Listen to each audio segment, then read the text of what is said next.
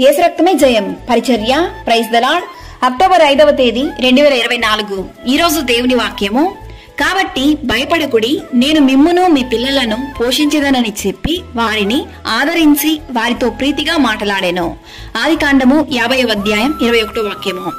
అవును క్రీస్తునందు ప్రియులారా, యోసేపును బానిసగా అమ్మినటువంటి అన్నదమ్ములు, యోసేపును అవహేళన చేసినటువంటి అన్నదమ్ములను ఈరోజు యోసేపు ముందు నిలబడుచున్నారు. యోసేపు వారిని క్షమించి ఈ మాటలు చెప్పుచున్నాడు. భయపడకుడి, నేను దేవుని స్థానమందున్నానా? మీరు నాకు కీడు చేయనుద్దేశించితిరి గాని నేటి దినమున జరుగునట్లు అనగా బహు ప్రజలను బ్రతికించునట్లుగా అది మేలుకే దేవుడు ఉద్దేశించెను. అది మాత్రమే కాక నేను మిమ్మును మీ పిల్లలను పోషించదనని చెప్పి వారిని ఆదరించి వారితో ప్రీతిగా మాట్లాడాను.